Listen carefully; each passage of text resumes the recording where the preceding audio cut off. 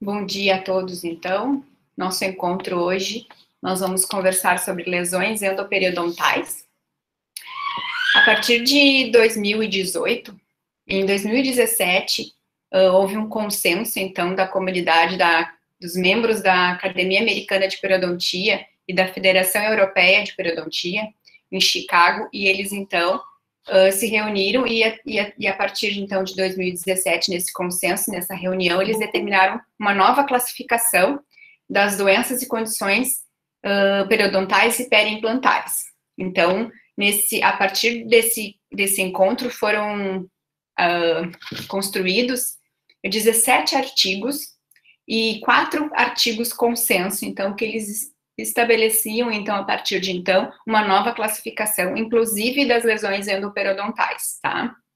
Então, a partir, então, de aqui, a classificação, um dos artigos, então, que vou me basear, né, que foi baseado, então, para a construção dessa aula, em relação, então, da nova classificação das lesões endoperiodontais e das condições e doenças periimplantares. Deixa eu só fechar aqui.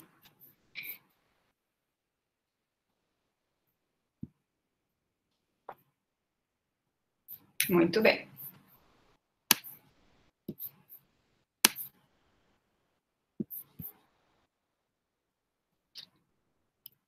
Então, a primeira coisa que a gente deve saber é a relação, né? Por que uma lesão endoperiodontal pode existir? A primeira e mais importante, o que a gente precisa saber é que existe uma comunicação, uma relação desses dois tecidos, né? Que são bem importantes.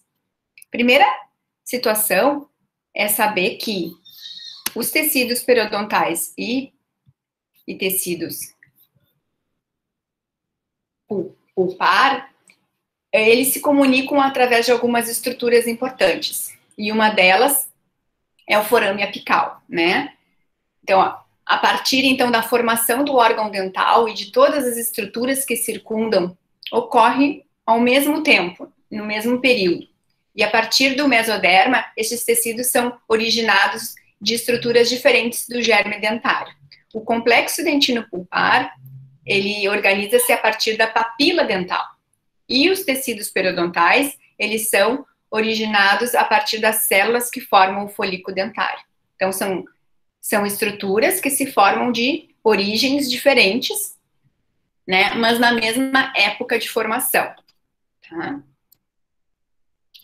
E a relação, então, da polpa e do periodonto? Por que essas doenças podem, então, se relacionar? Porque elas têm vias de comunicação semelhante. O periodonto, então, a polpa se comunicam através, principalmente, um percentual bastante grande das patologias está relacionado ao forame apical.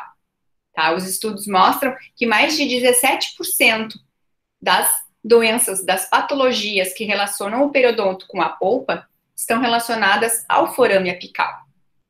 Mas também um percentual de comunicação patológica pode acontecer pelos canais acessórios e também pelos túbulos dentinários, tá? Lembrando a questão anatômica, que a gente tem os canais acessórios e os túbulos dentinários ao longo de todo a raiz do dente, e esses pequenos canais acessórios, eles podem, então, ser um meio de comunicação do periodonto, das bactérias que estão ao longo da raiz, na bolsa periodontal, levando essas bactérias para dentro do canal radicular, atingindo, então, o canal radicular e o tecido pulpar.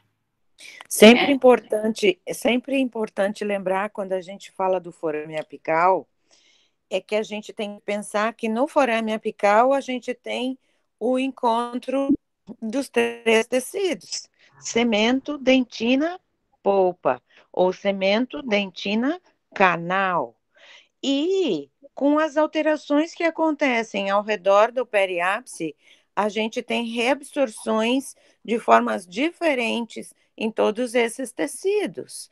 E a gente tem que pensar também que essas reabsorções, elas vão funcionar como nichos que abrigam as bactérias que estão provocando as alterações e as doenças. Então, essa localização, ela é fundamental e importante se a gente pensa em sanar alguma doença que está envolvendo o endodonticamente esse dente e periodontalmente esse dente. Então, essa localização é uma localização crucial no tratamento dessas doenças. Exatamente. E essa comunicação é importante, e como a gente sempre fala, para a gente estabelecer um tratamento, que é o que a gente quer, a gente precisa voltar muito atrás. A gente tem que saber o diagnóstico correto, a gente tem que saber, para fazer o diagnóstico, conhecer as estruturas que a gente está lidando e as patologias que envolvem essas estruturas, né? Então, aqui, em relação ao forame, então, apical, ele é a principal via de comunicação entre a polpa e o periodonto. Porém, os canais acessórios e os túbulos dentinários também podem propiciar ligações entre os tecidos pulpar e periodontal, como já a gente comentou.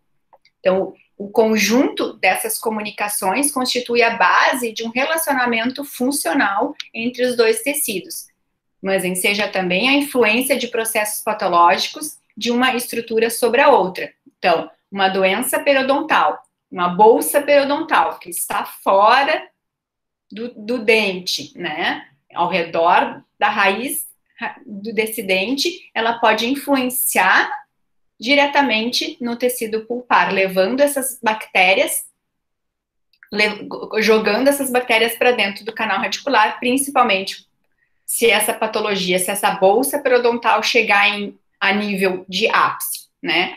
Que a gente sabe que alguns estudos mostram que o ápice pode ter de 0,5 até 1,2 milímetros, né? Então, é um orifício bastante volumoso, capaz de ter muita comunicação dessas bactérias. E, ao mesmo tempo, se houver uma necrose pulpar, né, essa decomposição do tecido pulpar pode, então, via forame, né, formando essa lesão no periápice, essa lesão, a coleção, então, pode ser jogada, vai ser jogada para os tecidos periodontais que suportam, que sustentam esse dente, né, então, a via de mão dupla, né, as contaminações da bolsa periodontal e do tecido pulpar. E existem outras condições, então, de inter-relação entre a polpa e o periodonto, denominadas, então, de patologias, como a presença de cáries, perfurações, trincas e fraturas. Então, a evolução das doenças pode modificar a etiologia, né, a causa dessa comunicação tem algumas opções. Pode ser via cárie, por exemplo, um tecido, então, começa com uma lesão cariosa ativa, que envolve, então, com o crescimento, o tecido pulpar. Esse tecido pulpar, então, não consegue responder, ocorre a necrose pulpar. Essa necrose, então, libera subprodutos que vão formar a lesão periapical, e essa lesão periapical vai se comunicar com os tecidos periodontais. Ou, durante um preparo para a colocação de um pino, por exemplo, protético, ocorre uma perfuração, uma iatrogenia por parte do profissional, fazendo com que ocorra uma perfuração a nível radicular, na região cervical, ou médio, ou terço apical, e fazendo, então, com que essa perfuração atinja os ligamentos periodontais, por exemplo, ou algum tipo de trinca, ou fraturas que a gente vai ver mais adiante, alguns casos clínicos. Então, existe uma forte comunicação desses tecidos, né? Então, aqui, exemplificando, então, um desenho esquemático do forame apical, que é o principal, em função do calibre, né?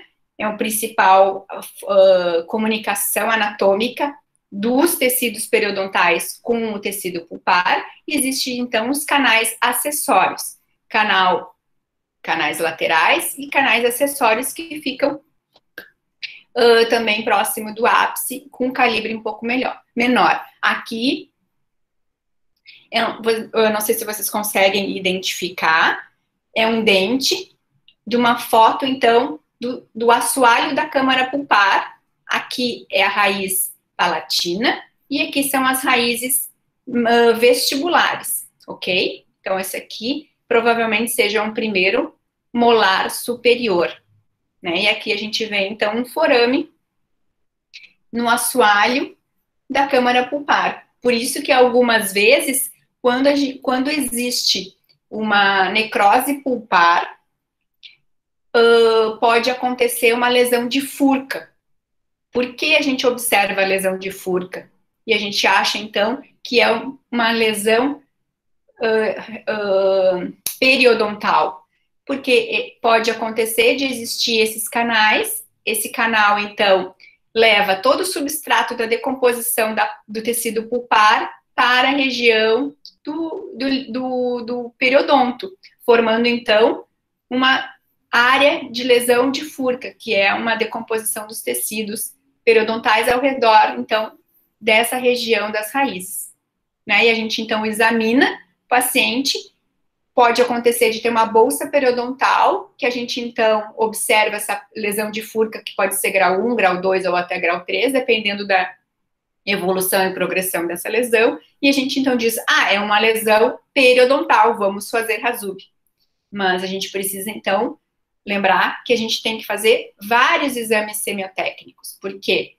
Porque pode ser que esse dente esteja com uma necrose pulpar, e essa necrose que levou para essa lesão periodontal, certo? E não uma doença periodontal que tenha levado a essa lesão de furca, certo?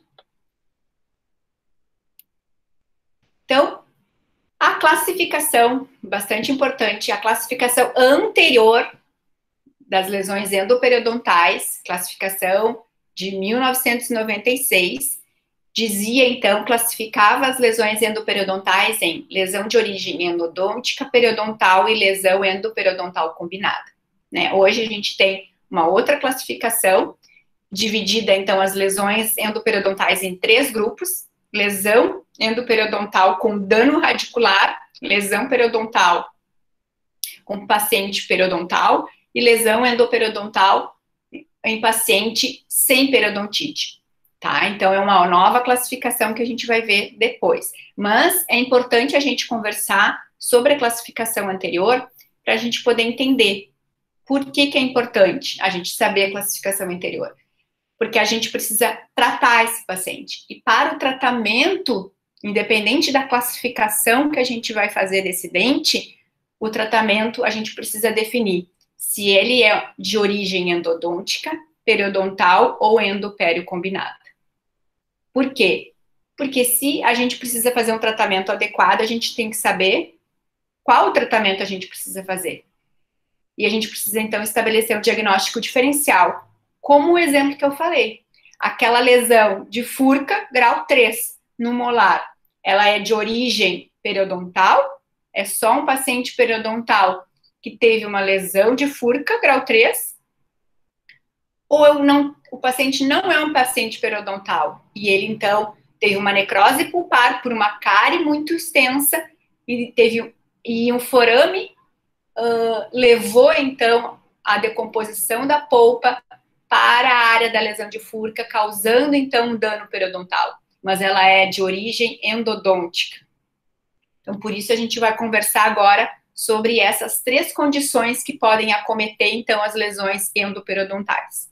Porque esse diagnóstico diferencial é o que vai determinar qual tipo de tratamento adequado, então, vai resolver o problema do paciente. Porque muitas vezes acontece de a gente fazer um diagnóstico errôneo, a gente, então, vai determinar, não, é uma lesão só periodontal.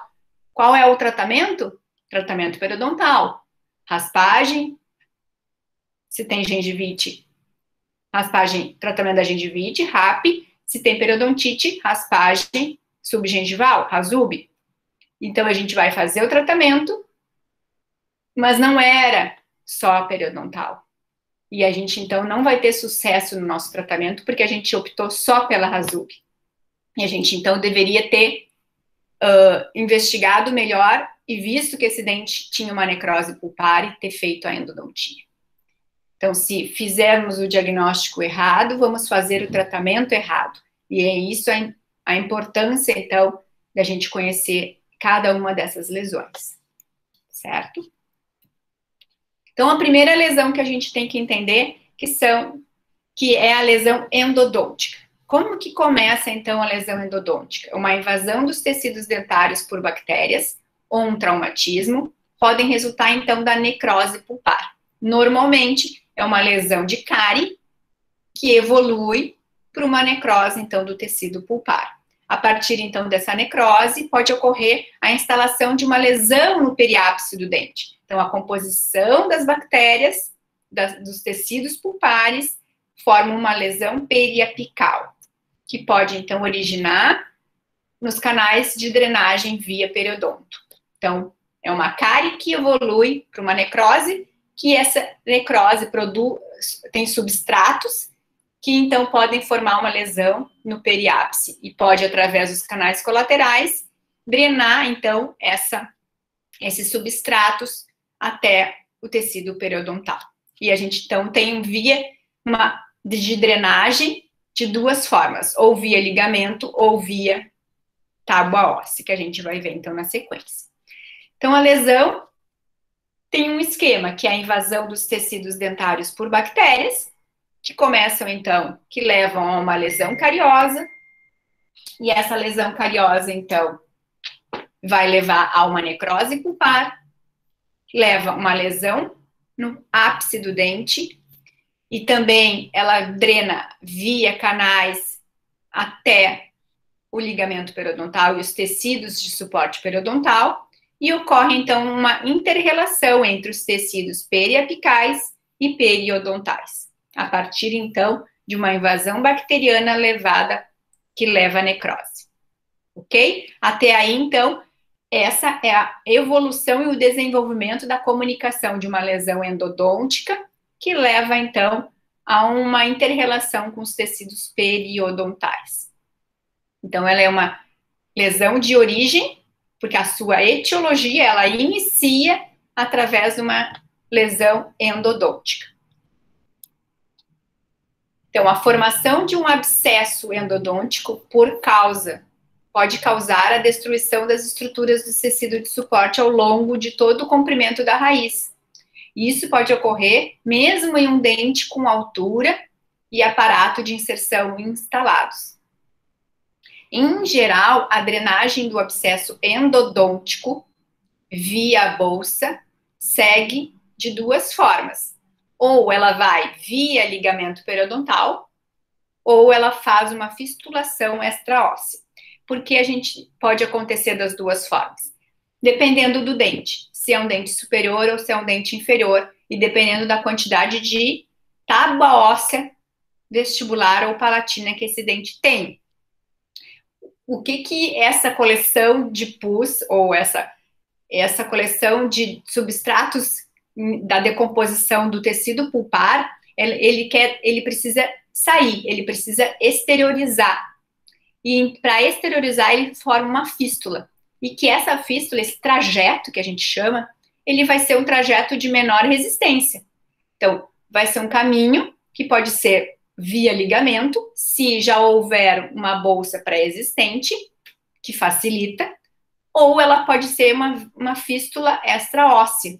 Se esse trajeto for mais curto, menos denso, com menor quantidade de barreira óssea, ele vai então se exteriorizar através do osso, através de uma fístula extraóssea. Então, nós vamos ver as duas opções agora. Aqui um desenho esquemático, então, de quando, então, ocorre a fistulação via ligamento periodontal. Então, ocorreu uma decomposição do tecido pulpar. Aqui se formou uma lesão no ápice, no periápice. Essa coleção purulenta e da decomposição do tecido pulpar, ela cresce, não tem um espaço aonde mais evoluir, e ela, então, através do ligamento periodontal, ela acha um trajeto para exteriorizar, certo? Então, o processo supurativo endodôntico pode formar uma fístula junto ao espaço do ligamento periodontal, o que geralmente resulta em uma abertura estreita da fístula do sulco ou da bolsa. Muito importante, tá? Lá depois a gente vai ver no diagnóstico diferencial. Existe uma bolsa e quando a gente vai examinar o dente do paciente, a gente observa uma bolsa periodontal muito profunda. Quando o paciente, ele é um paciente periodontal e é uma lesão periodontal, o que normalmente acontece? As bolsas periodontais, elas acometem quase todas as faces do dente, de uma forma uniforme.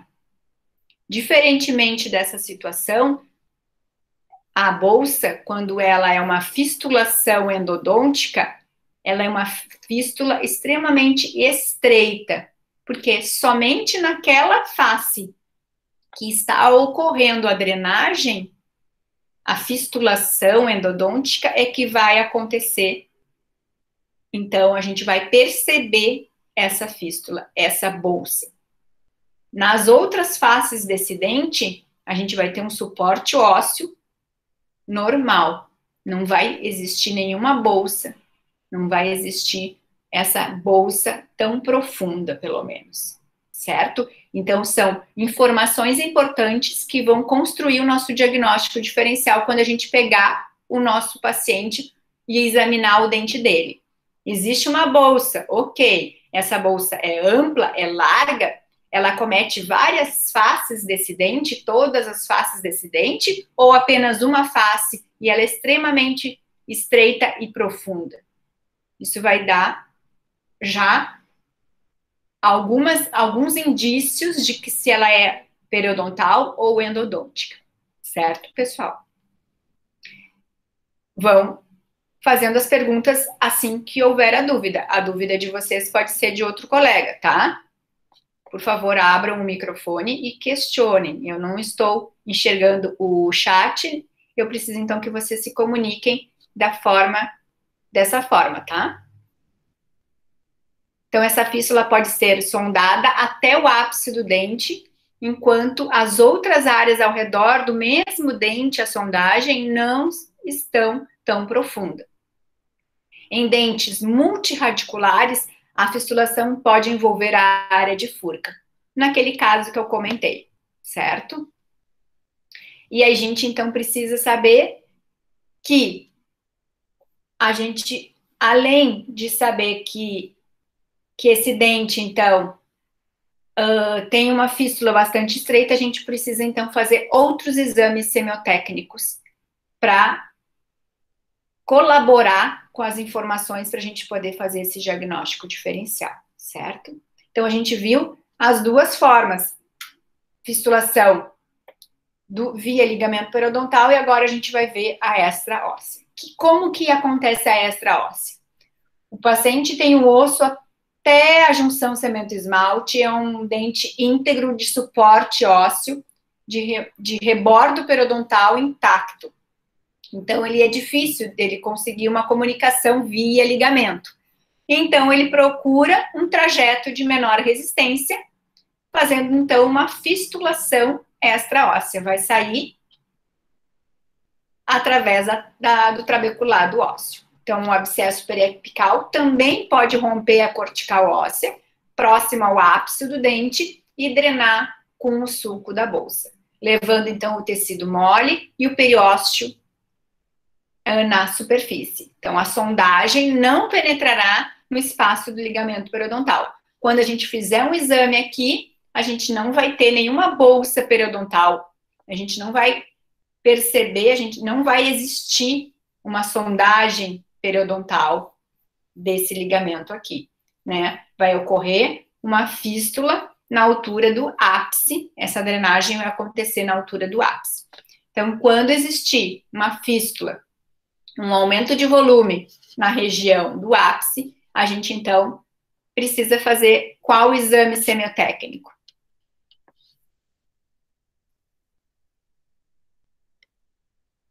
Raio-X? Podemos fazer um raio-x? Sim. de alguma opção. O que mais que a gente pode fazer, além da radiografia? Que radiografia a gente vai fazer? Qual é a técnica? Periapical, certo. E a gente, então, pode fazer uma radiografia periapical, sim. A gente vai perceber o quê? Área radiolúcida, no ápice da raiz. Exatamente, uma área radiolúcida concentrada no periápice desse dente em questão. Ok. E a gente tem uma outra técnica radiográfica, que eu não sei se vocês já realizaram ou já viram, que é o rastreamento da fístula, ou rastreamento da bolsa periodontal. Vocês conhecem essa técnica? Como que a gente faz o rastreamento? A gente pega um cone de gutta-percha, que a gente então faz a obturação dos canais radiculares após o tratamento endodôntico. Para a obturação, são esses cones de guta. Eles são radiopacos, tá?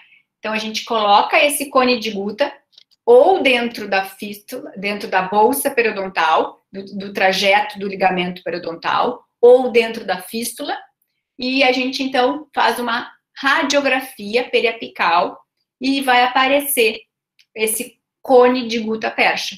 E a gente, então, vai perceber qual é o trajeto dessa fístula, qual é o trajeto dessa bolsa periodontal, se vai chegar até realmente o ápice desse dente, para saber se essa secreção purulenta, essa decomposição que a gente está percebendo externamente, ou via bolsa, ou via fístula, da onde está realmente vindo essa secreção, para a gente descobrir a fonte, né? A etiologia da onde está vendo essa drenagem. Então, é uma das opções também. Um dos exames semiotécnicos complementares que a gente faz é uma radiografia periapical com rastreamento, ou da bolsa ou da fístula. Certo? Prof, para fazer essa técnica, precisa anestesiar antes ou faz sem anestesia para o... Depende. Depende do paciente, tá? Tem pacientes que são bem sensíveis e que, como é uma área que está supurando, que já existe esse trajeto, né? Tanto da bolsa, do ligamento, quanto da fístula, é uma bolsa que já existe, é um trajeto que já existe. Então, a gente, com delicadeza, a gente tem como colocar uma sonda milimetrada, a gente tem como colocar o cone de guta de uma forma sem provocar dor para o paciente. É possível. A maioria das vezes a gente faz sem anestesia, tá? Mas lembrando que precisa ser de uma forma bem delicada. Mas se o paciente relata desconforto no momento que a gente só examina ele, a gente pode, então, sim, anestesiar. Mas é importante que a gente faça todos os outros exames semiotécnicos que a gente precisa realizar antes. Por exemplo, a gente precisa confirmar se esse dente tem a necrose ou não tem, ou se fazer algum outro teste, tudo antes, porque se depois que a gente anestesia, a gente não tem como saber se esse dente é vital ou não. No caso da gente... Geralmente, o trajeto da fístula, gente, ele é epitelizado. Então, por isso que não dói quando a gente introduz a sonda milimetrada ou introduz o cone para fazer o rastreamento. Então, na maioria das vezes, o paciente não vai sentir nada, mas tem alguns pacientes que eles sentem medo, né, também. Uhum. E daí a gente precisa anestesiar. Isso. Como nós não estamos vendo essa imagem, né? A gente vê um edema, uma fístula, uma bolsa com pus, a gente não sabe se é periodontal, se é endodôntica, e a gente então precisa fazer outros exames semiotécnicos, né? Que exames semiotécnicos a gente pode e deve fazer para complementar o nosso diagnóstico, para a gente saber se essa bolsa é só periodontal, se ela é endodôntica, se essa fístula da onde que vem?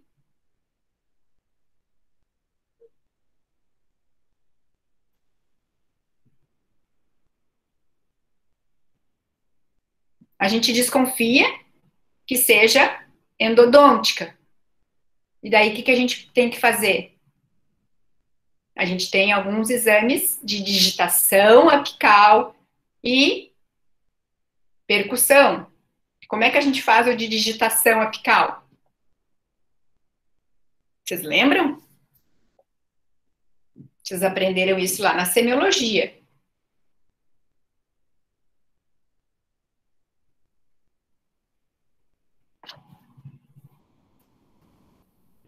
Como é que é? Vamos, pessoal, eu sei que vocês sabem.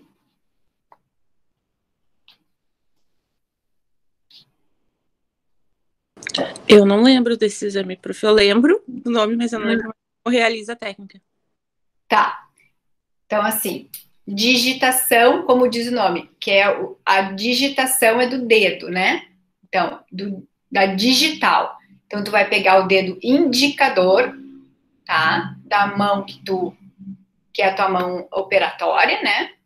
E tu vai colocar o teu dedo no fundo de sulco, na região do ápice radicular, como na altura do ápice desse dente. E tu vai, então, levemente apertar, fazer uma pressão sobre o ápice daquela raiz com o teu dedo, fazendo uma digitação apical, como é o nome do exame. Por quê?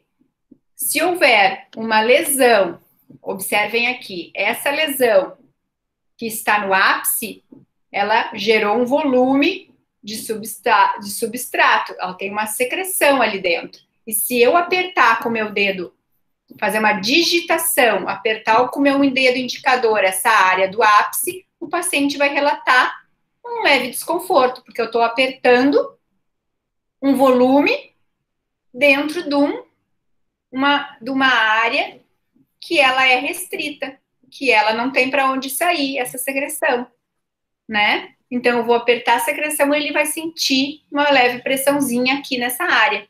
Então, eu vou perceber que tem um volume ali e que, então, isso já me dá um indício de que tem uma lesão no ápice. Às vezes, o próprio paciente chega dizendo assim, eu aperto aqui nessa região e eu sinto que é diferente. Então, às vezes, o próprio paciente faz a digitação, né? E nós vamos ali para confirmar, para comprovar isso que ele diz, né? E às vezes a gente enxerga até um aumentozinho de volume na região. Pode acontecer ou não, né? Certo? Então, eu vou fazer a digitação apical, que é, então, com o dedo indicador na região do ápice. E vou fazer também a percussão, que pode ser horizontal e vertical. Horizontal, ela é perpendicular ao dente e a vertical, ela é paralela ao eixo do dente. Por quê? A percussão eu vou fazer de que forma? Vocês lembram?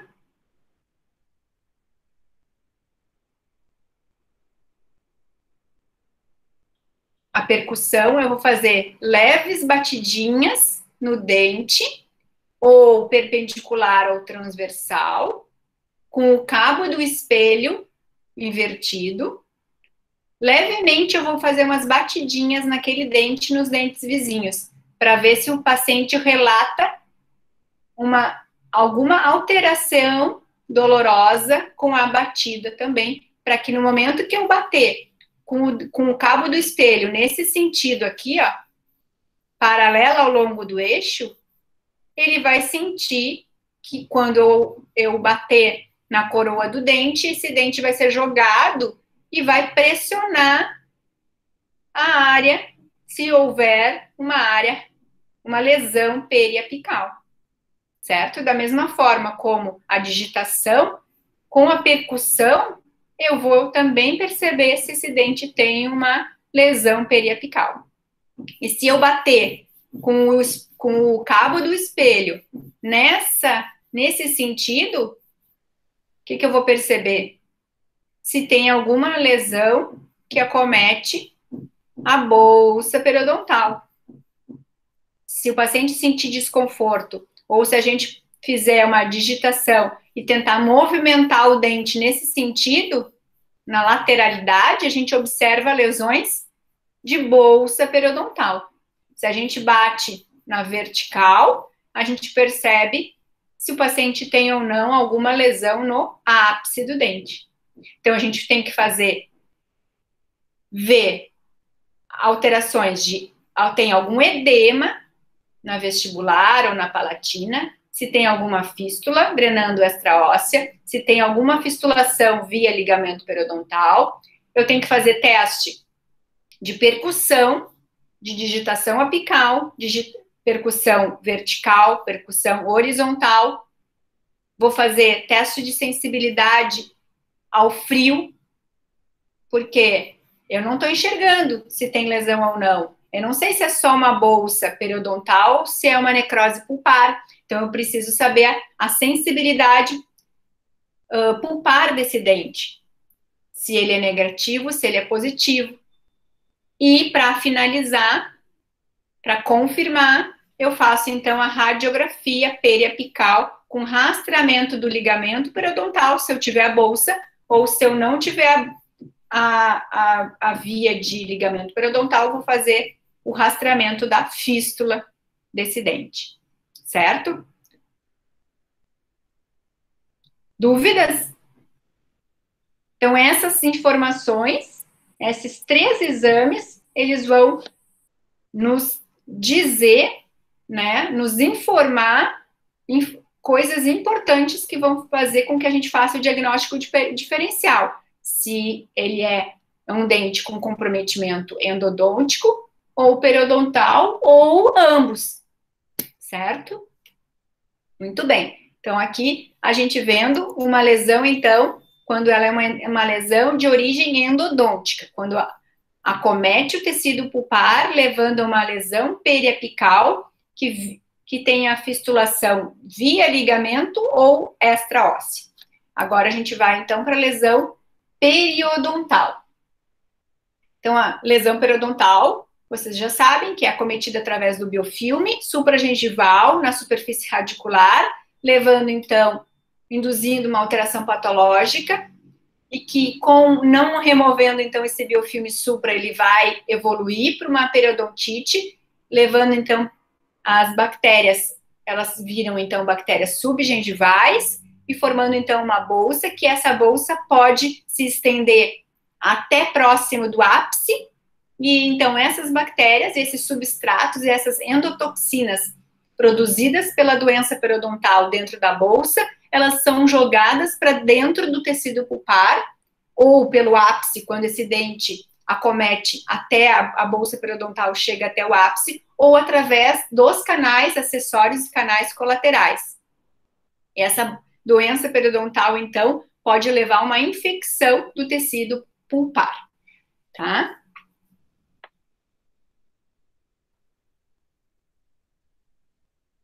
O colapso, então, da polpa não ocorre até que o processo da doença periodontal tenha alcançado um estágio terminal, ou seja, até que a placa bacteriana tenha envolvido o ápice do dente, tá? Mas a gente sabe que também pode acontecer da placa bacteriana e os substratos e as endotoxinas da doença periodontal penetrarem no tecido pulpar através dos ligamentos dos canais acessórios e colaterais.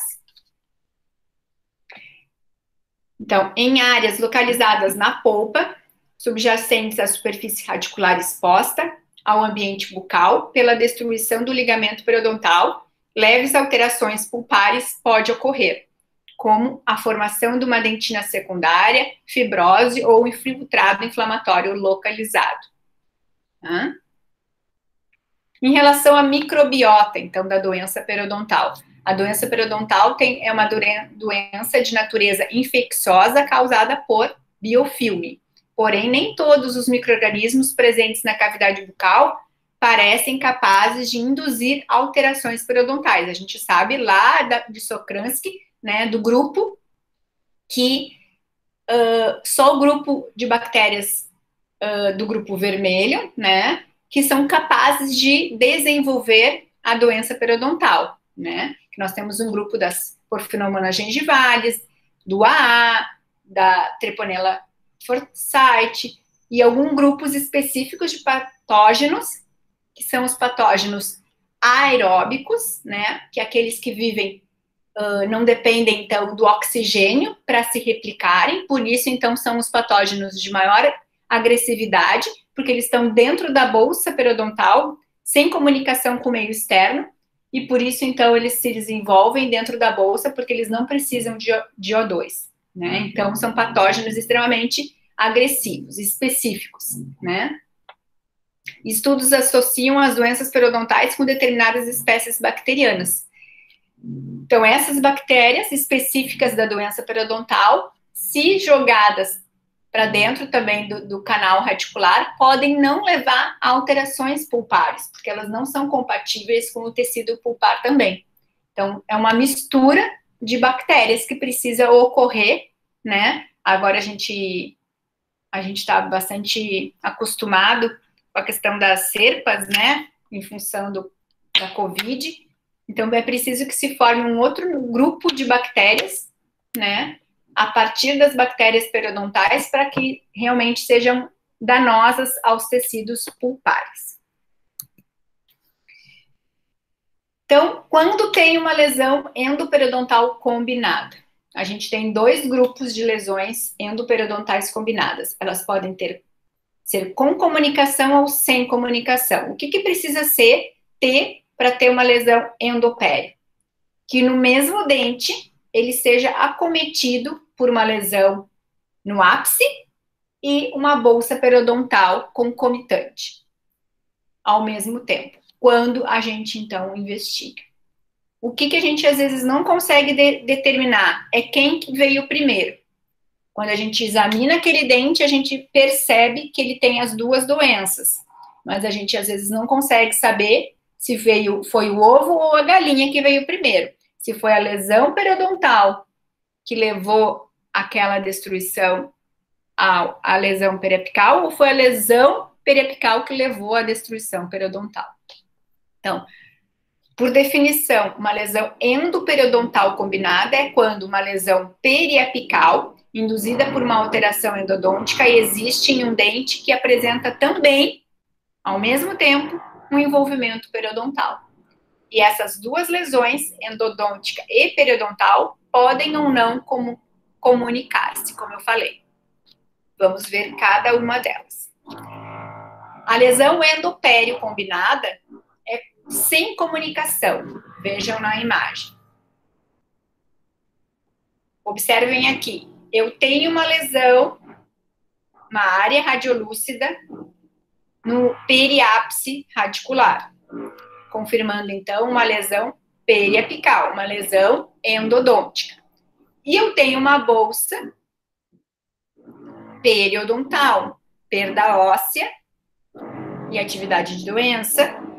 Então, eu tenho uma lesão periodontal e uma doença periapical no mesmo elemento dentário ao mesmo tempo. Só que vocês percebam que aqui a gente tem osso. Então, a bolsa periodontal, a destruição periodontal, ela não chega até a lesão periapical. Então, a gente diz que é uma lesão endopério, porque tem as duas doenças, porém, elas não se comunicam. Então, a gente diz que é uma lesão endopério combinada sem comunicação. Certo? Então, a definição diz que ocorre a lesão endopério combinada sem a comunicação quando um dente apresenta, ao mesmo tempo, uma lesão do periodonto periapical de origem endodôntica e uma lesão no periodonto marginal causada pela placa bacteriana, sem que haja comunicação entre elas. Conseguiram entender, pessoal? Isso é bem importante. Então, se a gente faz o exame periodontal, a gente percebe, então, bolsa periodontal, perda de inserção, atividade de doença, sangramento à sondagem e supuração desse dente. Sim. Tem uma lesão periodontal, uma bolsa periodontal, ele tem periodontite. E quando a gente, então, faz o teste de percussão, digitação apical, teste de sensibilidade pulpar ao frio, ele é negativo. Quando a gente radiografa, a gente, então, confirma a lesão periapical. Ele tem uma lesão periodontal e uma lesão periapical. Só que elas não chegam a se comunicar. Elas não ficam unidas. Certo? E a segunda situação, que é quando elas se comunicam, que é uma lesão endoperiodontal combinada, porque ela existe no mesmo elemento dentário, as duas patologias, a doença periodontal e a doença periapical, só que nessa situação elas se comunicam, com comunicação. Então, quando eu coloco o cone de Guta aqui, dentro da bolsa periodontal, chega até a lesão periapical. A minha bolsa periodontal se comunica com a minha lesão, com a lesão periapical desse dente. Sendo, então, um resultado da interação entre as doenças de origem endodôntica e periodontal no mesmo dente, independente da sequência na qual elas ocorreram. Como eu falei, a gente não tem como saber se foi a lesão periodontal que causou a necrose ou se foi a necrose pulpar que levou à doença periodontal. Os exames clínicos e radiográficos não permitem determinar a causa primária da lesão, quem veio antes, certo? Importante saber, então, que elas podem ser endoperiodontal combinada, porque existem as duas doenças ao mesmo tempo no mesmo dente, sem comunicação ou com comunicação, ok? E como, então, que a gente vai fazer o diagnóstico dessas lesões? Conversar um pouquinho sobre a microbiota, então, agora envolvida, quando uma lesão é endodôntica e periodontal combinada. Quando as lesões não se comunicam, a microbiota endodôntica é menos complexa que a periodontal. Cada um, então, na sua casinha. Os periodontopatógenos periodontais, as bactérias do complexo vermelho de Sokransky lá na bolsa periodontal e as bactérias, a microbiota endodôntica dentro do canal radicular, dentro da lesão periapical.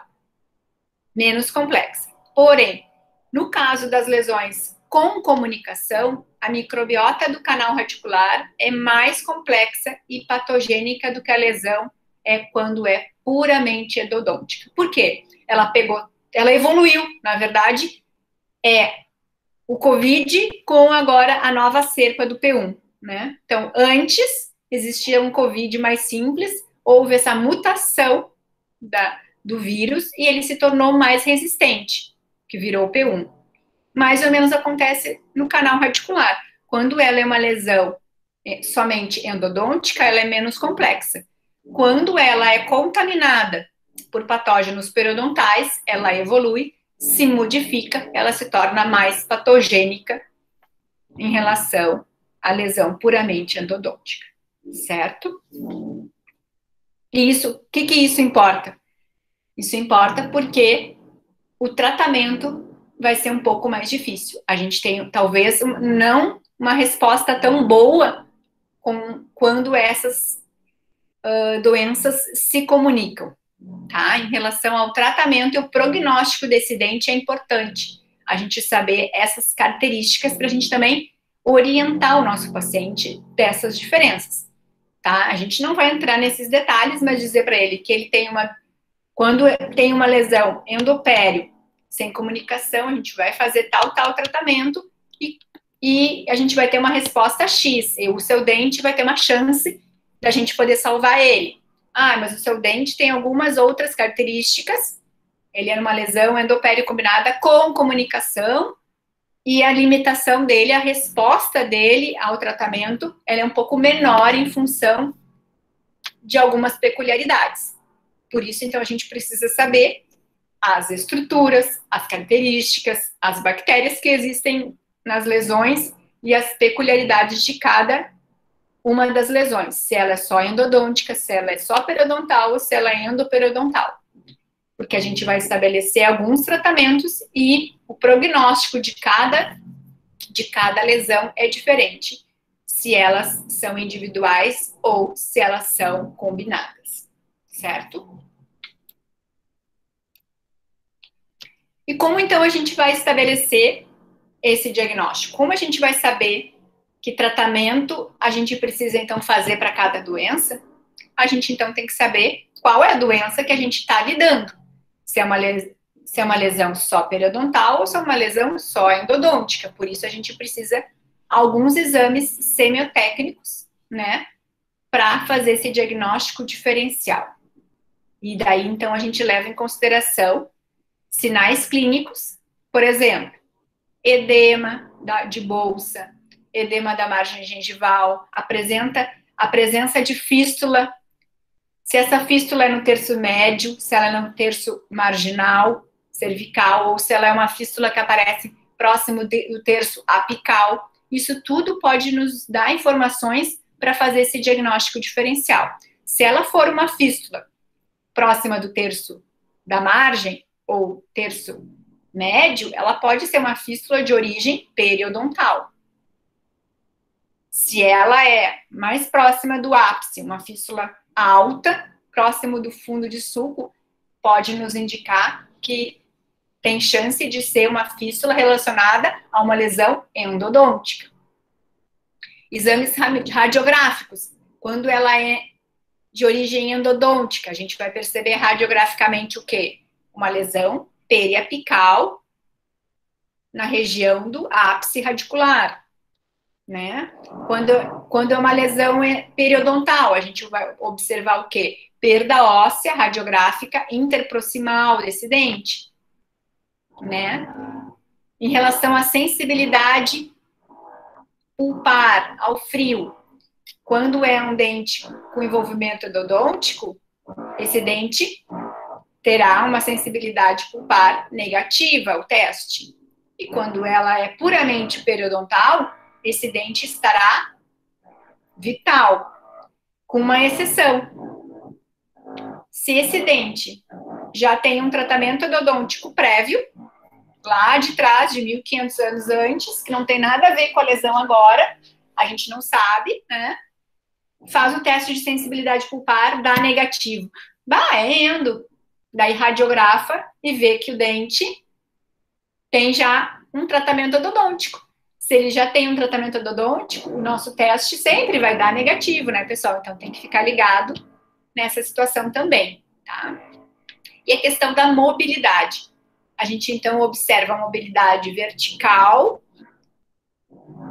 Quando a gente observa então, faz o teste de percussão, como eu comentei, em percussão vertical positivo, nos mostra que tem uma lesão no periápice. Quando a gente tem uma mobilidade horizontal, a gente então associa mais a uma lesão de origem periodontal. O que normalmente a gente também observa? Quando a gente tem uma mobilidade, uma perda óssea, não somente naquele dente, a gente tem o envolvimento de vários dentes, com supuração, com sangramento, com perda óssea, com perda de inserção. A gente, então, associa a uma lesão mais relacionada às doenças periodontais. Porque as doenças periodontais, principalmente a periodontite, ela normalmente não acomete apenas um elemento dentário, né? Diferentemente de uma lesão, quando é uma lesão endodôntica, existe uma supuração, uma drenagem via ligamento periodontal, um aumento de volume, uma bolsa periodontal maior, que normalmente acomete uma face daquele dente, é uma bolsa estreita, e normalmente os outros dentes que o paciente tem, eles têm saúde periodontal, eles não têm bolsa, eles não têm sangramento, ele não tem aumento de volume nem fístulas, certo? Então, são algumas diferenças importantes que a gente, então, precisa saber. A gente precisa, então, observar, fazer esses testes semiotécnicos importantes para fazer o diagnóstico. se é periodontal ou se é endodôntico. Por quê? Porque dependendo do diagnóstico que a gente fizer, a gente vai fazer um tratamento ou outro, né? E se a gente inverter os tratamentos, a gente não vai conseguir resolver o problema do paciente, né? Alguma pergunta até aqui, pessoal?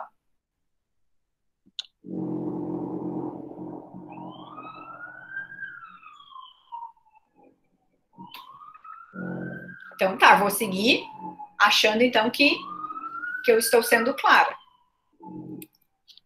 Então, o diagnóstico diferencial é muito importante, tá? É importante estabelecer o diagnóstico correto dos distúrbios que afetam os tecidos pulpar e periodontal, com a finalidade de evitar um tratamento desnecessário ou mesmo prejudicial, ou errado, na verdade, né?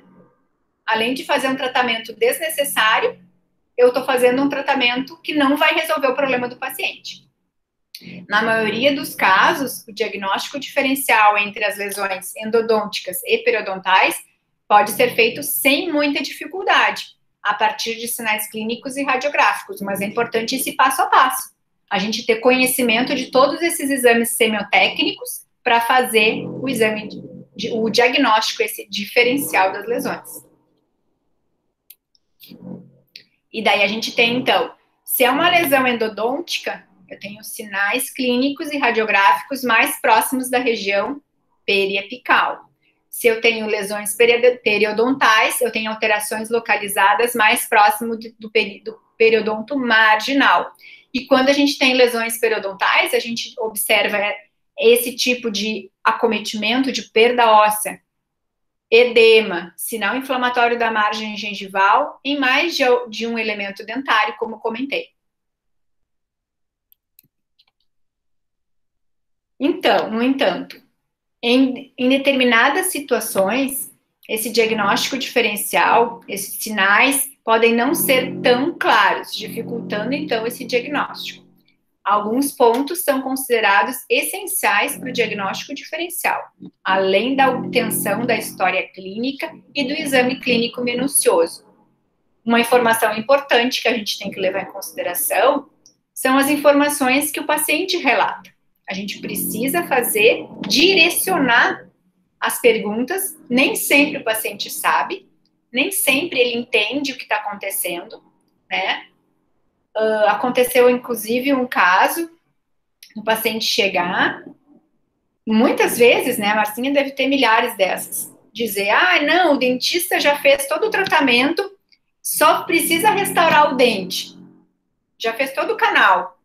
E daí a gente vai examinar o dente está com algodão, nem tinha obturado, a gente observava que nem tinha dilatação do canal radicular, ele só abriu o dente, colocou um curativo e o paciente achava que o dente estava pronto. Muitas vezes o paciente, às vezes, nem sabe o dente que está sendo tratado, né?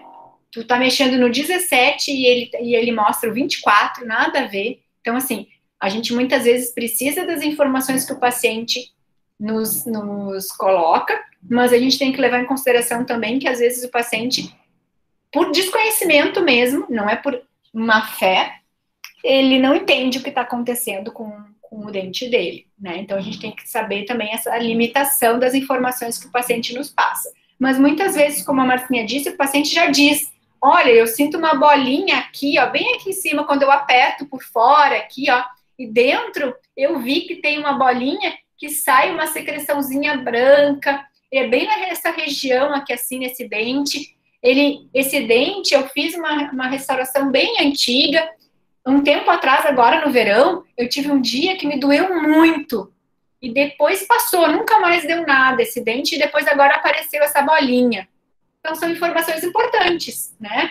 Que ele foi tratado um tempo atrás, muito provavelmente tinha sido uma restauração muito extensa, né? Que deve ter, então, prejudicado a qualidade e a integridade desse tecido pulpar. No verão, o que acontece? O calor, né? Ele estimula, então, esses processos inflamatórios, algo que a gente chama de agudização do processo. Levou, então, uma lesão periapical, doeu, né? necrosou o tecido pulpar naquele momento e aconteceu, então, agora, essa lesão periapical que exteriorizou com essa observação dele, dizendo, então, que apareceu uma bolinha com uma secreção branca, né? Então, é uma fístula que está, então, com supuração.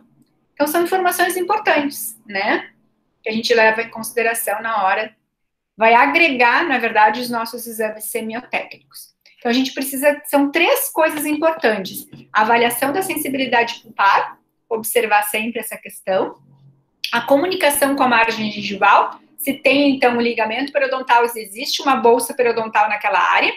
Se essa bolsa periodontal, ela é estreita, se ela é ampla, se ela é muito profunda, se ela é em apenas uma face ou em mais de uma das faces, e se a utilização, então, do contraste radiográfico. O que é a utilização do contraste radiográfico?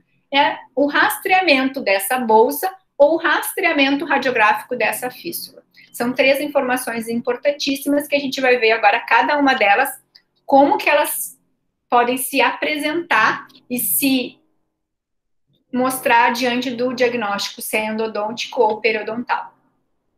A avaliação da sensibilidade pulpar, então.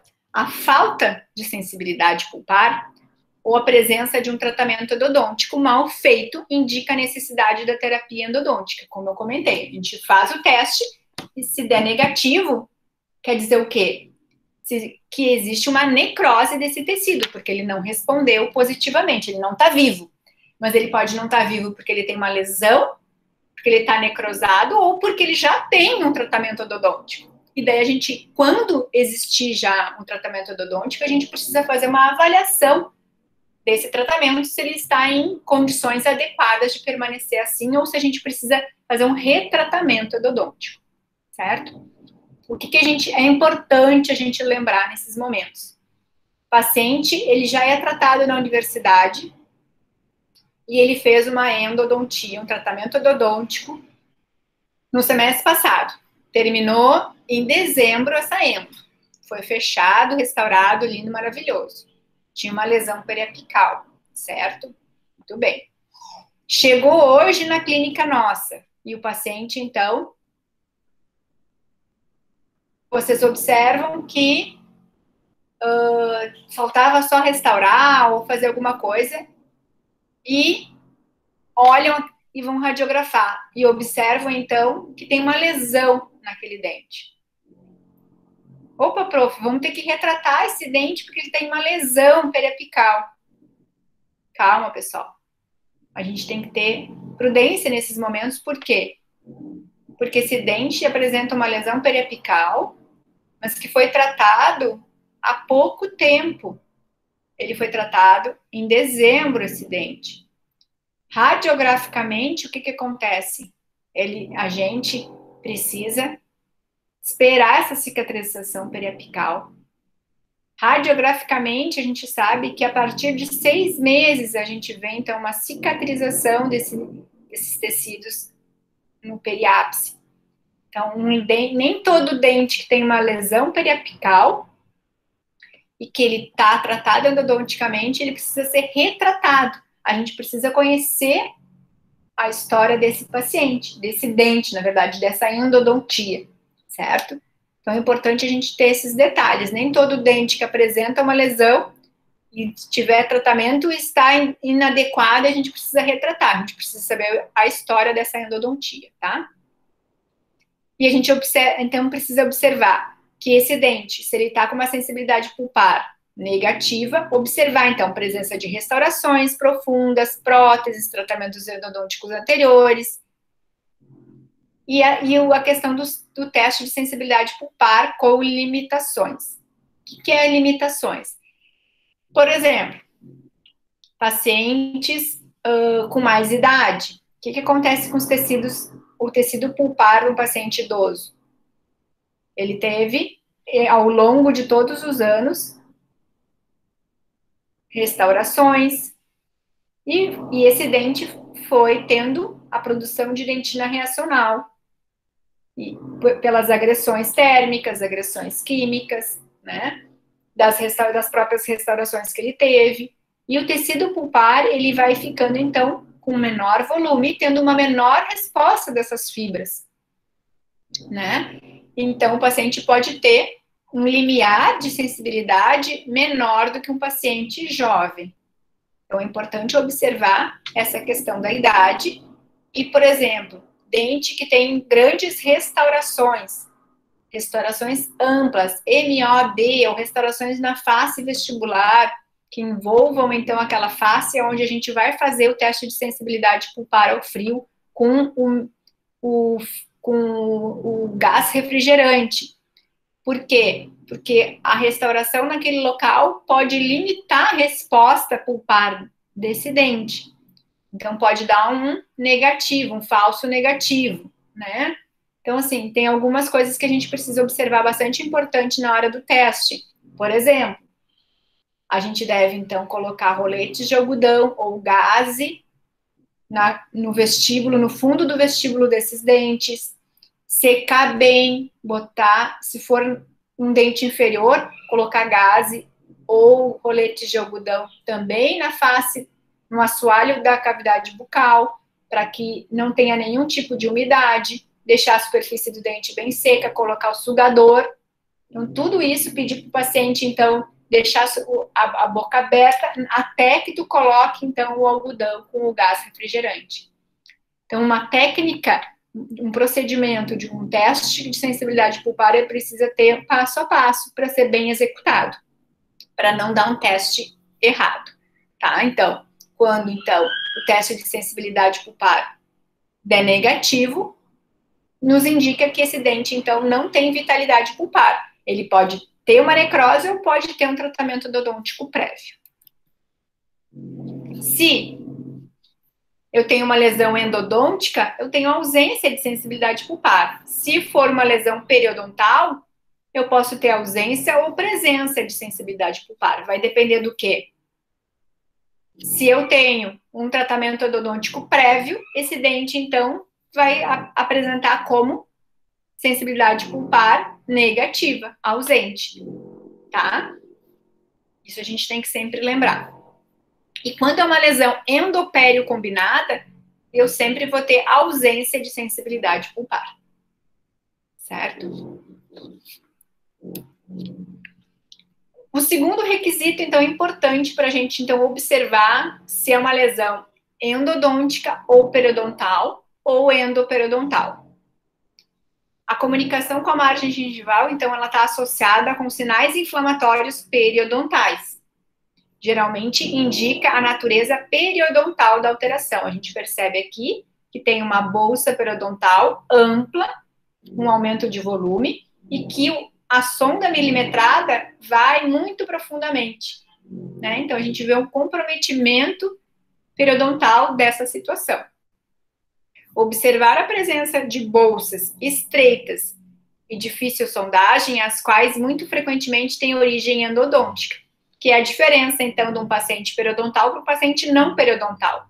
Quando é um paciente periodontal e quando é uma bolsa de origem periodontal, essa bolsa ela vai estar presente, pode estar presente muito profundamente em uma face, mas as outras faces e os outros dentes também apresentam esses sinais clínicos inflamatórios de perda de inserção, profundidade de sondagem e sangramento à sondagem subgengival, certo? Compatível com as doenças periodontais. Diferentemente, quando essa bolsa está unicamente em uma das faces do dente, num único dente, e essa bolsa é extremamente estreita e muito profunda. Isso pode nos indicar que seja uma bolsa de origem endodôntica. As bolsas amplas e facilmente sondáveis, em geral, são de origem periodontal, como eu comentei. Tá? Então, a comunicação com a margem é também um sinal, um exame semiotécnico importante para fazer o diagnóstico diferencial das lesões endoperiodontais. Se eu tiver uma lesão endodôntica, pode apresentar bolsa estreita, localizada e profunda, quando ocorre drenagem através do sulco da bolsa. Quando for uma lesão periodontal, eu tenho uma presença de bolsa ao redor de todo o dente, em mais de uma face desse dente e em outros elementos dentários também desse paciente. Quando a gente tem lesão endoperiodontal combinada com comunicação, essa comunicação da bolsa periodontal com a bolsa periapical existe, e existe a presença da sondagem até o ápice do dente. E daí, para a gente confirmar essa sondagem da bolsa periodontal até o ápice do dente, a gente faz, então, o rastreamento dessa bolsa periodontal, com o contraste radiográfico, que é o cone de Guttapercha.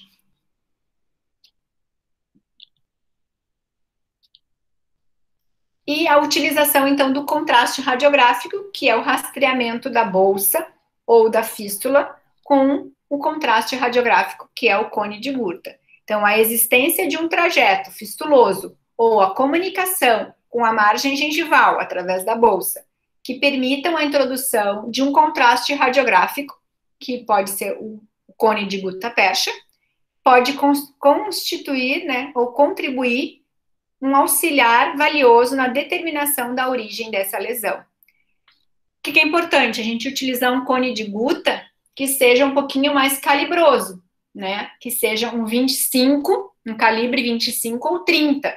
Se a gente utilizar um cone de Gutta muito fininho, vai ser difícil da gente enxergar dentro dos tecidos e na hora da tomada radiográfica, tá? É importante, então, a gente utilizar um calibre de cone de Gutta compatível também com o tamanho da bolsa. Se a bolsa for larga, for compatível colocar um cone de Gutta número 40, a gente então coloca. Quanto mais calibroso o cone de Gutta couber dentro da bolsa, mais fácil fica da gente enxergar até onde esse cone de Gutta realmente percorreu todo o trajeto. Uma outra coisa importante é que o cone de Gutta muito fininho, ele pode quebrar, né? Então é importante que seja um pouquinho mais calibroso para facilitar, para a gente não fazer uma técnica, radiografar, revelar, e depois ver que o cone quebrou, ou quebrou dentro da bolsa, ou acabou caindo. Então é importante essa questão desse cuidado na hora da realização da técnica, tá? E aqui um exemplo, então, de utilização, então, do contraste radiográfico. Então, a gente colocou aqui, ó, um cone de Gutta, vocês percebam que ele é um pouquinho calibroso, dentro da fístula, a presença, então, de fístula desse dente, né? E a gente, então, realizou a técnica radiográfica e a gente observou, então, que, radiograficamente, o cone de Gutta percorreu todo o trajeto até chegar onde? Numa lesão periapical. Então, a gente observou que tinha uma lesão periapical, né? Então, confirmando, então, uma lesão endodôntica, né? Confirmando, então, através do contraste radiográfico que o cone foi até o ápice radicular. Certo? Então, esses exames semiotécnicos são importantíssimos para a gente, então, construir esse diagnóstico. Aqui também, então, confirmando aqui, ó, uma lesão periodontal. Então, tinha uma área, um volume, né, na região vestibular do dente. Radiograficamente, a gente, então, colocou na bolsa mais profunda um cone de Gutta bastante calibroso. Esse cone de Gutta, ele se estendeu até onde? Até a crista óssea, não chegou até o ápice, não apresentando, então, lesão periapical nesse dente. Ao exame de sensibilidade pulpar ao frio, ele acusou positivo, então ele era vital. Foi feito o tratamento periodontal, que é a raspagem e alisamento subgengival e tratamento da gengivite, né, prévio. E depois, então, a cicatrização de um tempo, observou a recuperação total após o tratamento periodontal. Então, um edema com uma fístula de origem periodontal, que a gente, então, pôde confirmar essa origem periodontal através do rastreamento dessa fístula, dessa bolsa periodontal. certo? Alguma pergunta, pessoal?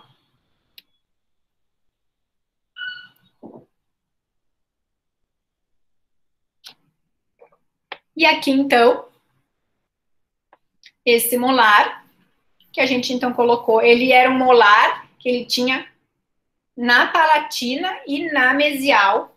Então, a gente colocou 2 cones de guta, certo? E a gente pôde observar que os cones de guta se estenderam percorreram toda a bolsa periodontal até o ápice das raízes, até o ápice da raiz mésio-vestibular, né? Confirmando, então, a comunicação. Então, uma lesão endoperiodontal combinada com comunicação, porque ela tinha esse dente teve uma bolsa periodontal e periapical. Então, através do contraste, pôde-se, então, confirmar, né, a comunicação das 2 lesões. Certo? E, claro, juntando os exames também, os outros exames semiotécnicos, né? Exame de sensibilidade pulpar ao frio, né? Digitação apical, percussão, né? Positiva vertical, né? Certo? E daí, lembrando que quando a gente tem uma lesão endodôntica, a gente precisa fazer o quê? Hein, pessoal? Quando a gente tem uma lesão endodôntica, a gente precisa fazer o quê?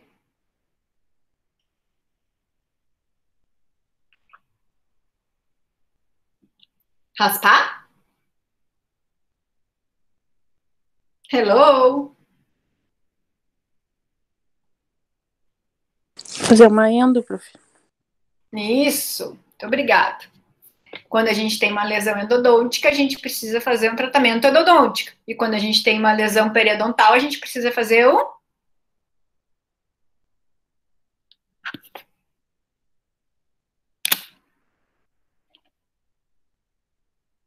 tratamento periodontal, que é a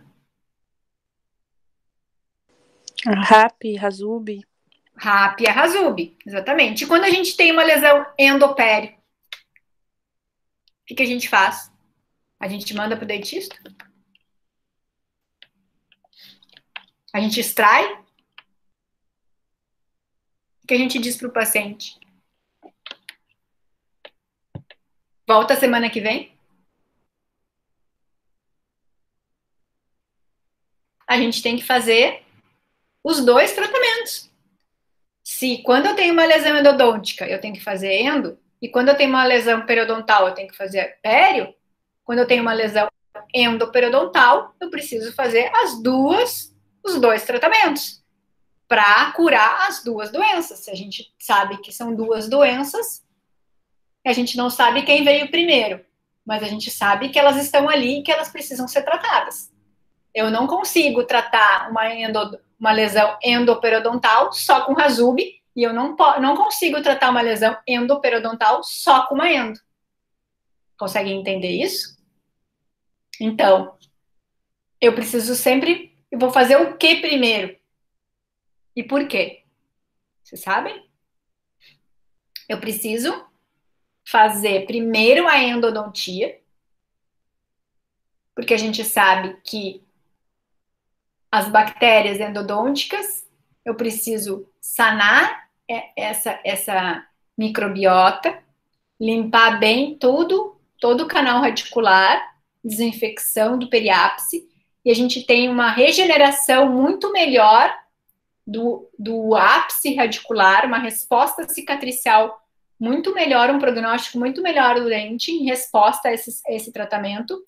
A gente faz o tratamento odontológico primeiro, aguarda no mínimo 30 dias, de 30 a 45 dias, os estudos mostram, para depois da obturação, do último dia da obturação endodôntica, de 30 a 45 dias após a obturação do tratamento endodôntico, a gente vai fazer a Razub desse dente. Então, eu vou tratar endo e vou tratar peri. nessa ordem, certo? Lembrando sempre, então, que se tem duas doenças, eu preciso tratar cada uma delas com as suas peculiaridades, tá? Mas primeiro a endo e depois a pério, certo? Eu acho que a gente vai fazer um intervalo. Então, algumas considerações importantes e a gente vai fazer um pequeno intervalo de 10 minutinhos, tá? Quais são as considerações importantes, então? Que a presença, então, de intercomunicações anatômicas entre a polpa e o periodonto é apontada como a evidência para que as doenças periodontais possam ter efeito na saúde pulpar. No entanto, estudos clínicos e histológicos sugerem que tais relacionamentos muito raramente resultam em necrose pulpar, a menos que a doença periodontal se estenda até a região periapical. Então, a doença periodontal precisa ter uma evolução muito ruim, está lá a nível de periápice, para realmente causar uma necrose pulpar. Então, é muito mais fácil uma lesão endodôntica causar um dano periodontal do que uma lesão periodontal causar uma necrose pulpar. As alterações pulpares podem causar lesões detectáveis no periodonto marginal mais facilmente, como eu falei. Lesões endodônticas e periodontal podem ocorrer no mesmo dente, ao mesmo tempo, e comunicar-se ou não, que são as lesões endoperiodontais combinadas, sem e com comunicação. A importância, então, do diagnóstico diferencial entre essas lesões endoperiodontais é fundamental para o estabelecimento do tratamento adequado. Então, é preciso a gente saber qual patologia eu estou tratando, eu vou tratar, né, para a gente fazer a escolha certa do nosso tratamento e, dessa forma, resolver o problema daquele dente, certo? Então, são coisas bem importantes.